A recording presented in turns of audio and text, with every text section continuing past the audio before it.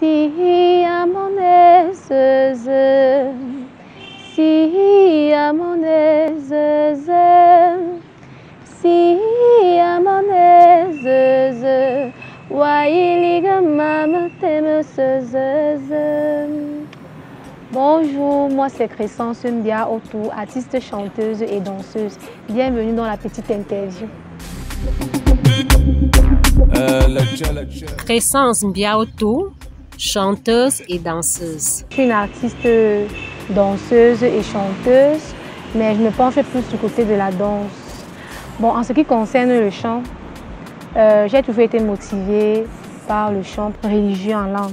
Parce que j'ai remarqué que les jeunes ne s'intéressaient pas trop à leur langue maternelle ou paternelle.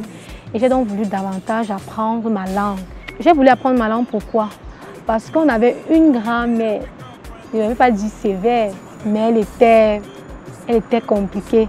Donc du coup, quand elle te parlait le patois et que tu ne comprenais pas, vu qu'elle avait l'hypertension, dès qu'elle était assise là, quand tu titubais un peu qu'elle t'envoyait, soit elle te visait un truc, soit elle t'insultait et du coup ça me traumatisait.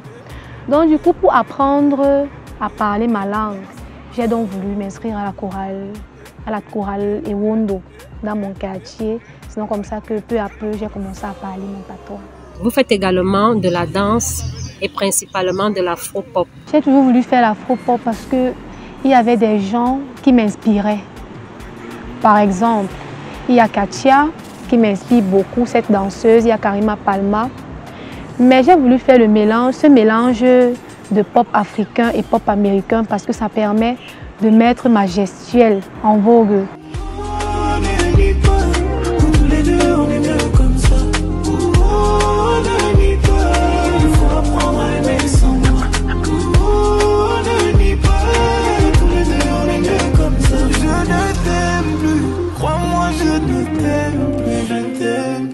J'ai envie de vous demander, votre passion pour la danse est venue de quoi exactement? Depuis toute petite, j'ai toujours aimé la danse.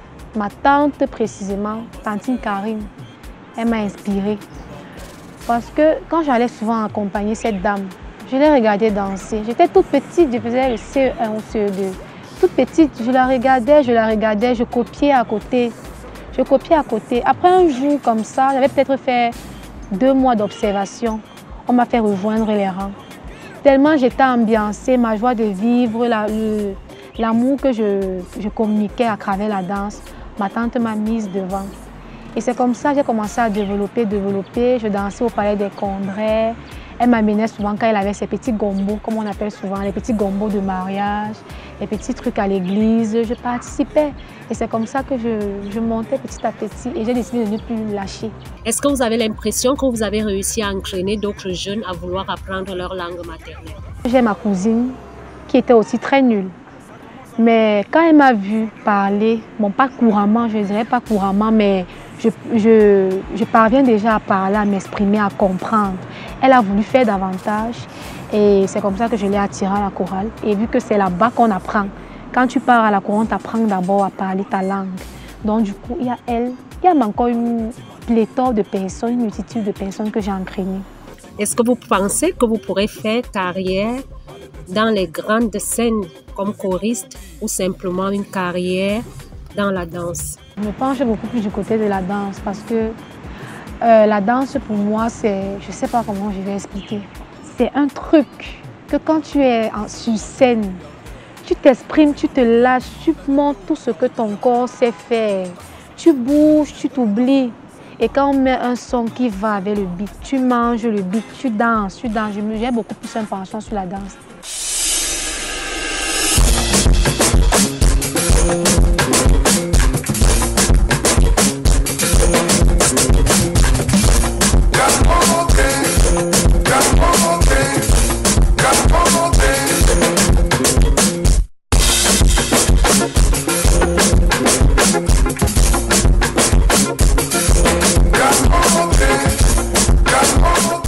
Vous nous avez dit que vous rêverez d'être militaire. Comment vous allez faire entre être militaire, chanter, danser? Comme on disait, je pourrais peut-être animer au front en termes de chant et de danse pour faire déstresser mes collègues, par exemple. Mais Comme nous le savons tous, quand on travaille comme militaire, on ne travaille pas 7 jours sur 7, 24 heures sur 24. Je me base par exemple sur ma mère. Ma mère militaire ne travaille pas tous les jours. Donc je pourrais aussi faire mes choses aussi à part.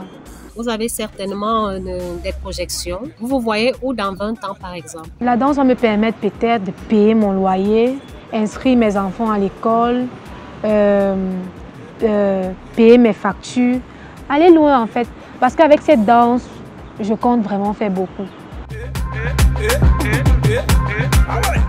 Pour finir, vraiment, moi j'invite la jeunesse camerounaise, africaine en fait. Ne lâchez pas prise, allez-y de l'avant.